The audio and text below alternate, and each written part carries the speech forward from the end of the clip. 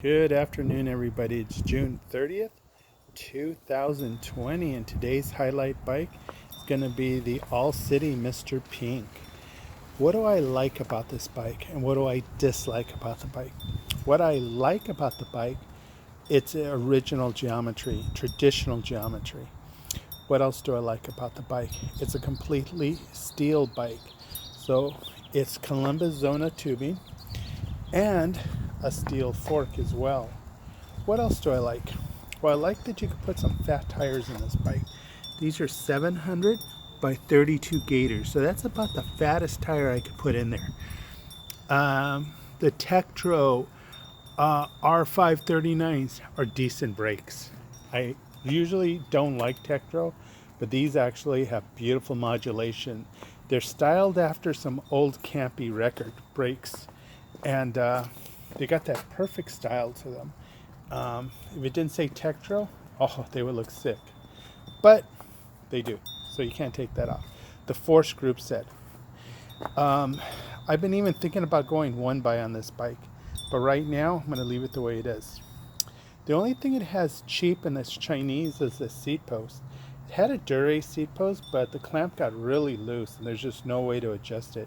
It was an old school Dura seat post. So I put this in. It's a 27.2, so it's an easy seat post to replace. I found this one for like 10 bucks online. It's a 400 millimeter, so it's a super long seat post.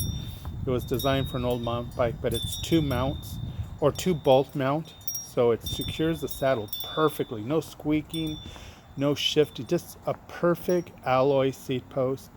I only want to replace it because I want to get a Control Tech on it to match my Control Tech stem, which is a pretty cool stem on it. Again, Salsa bars. Look at the flare on those bars.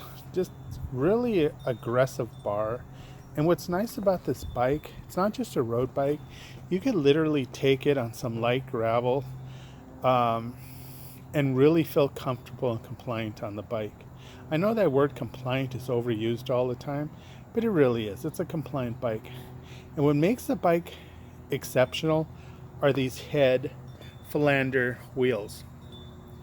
They're clinchers, of course, front and rear, but boy, those hubs, rebuildable hubs, super smooth hubs. Oh, you just can't go wrong with this bike.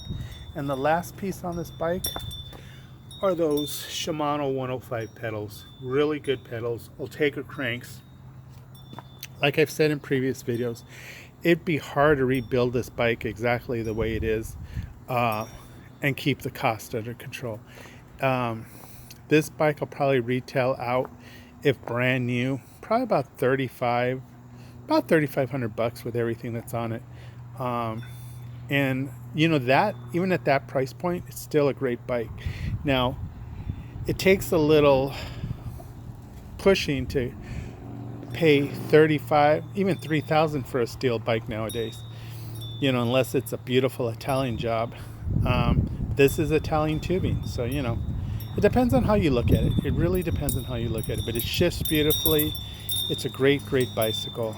If you guys have any questions on how I feel about steel, yeah, I've got how many steel bikes left? 1, 2, 3 steel bikes left. I've sold almost everything. So if you guys have questions, please let me know.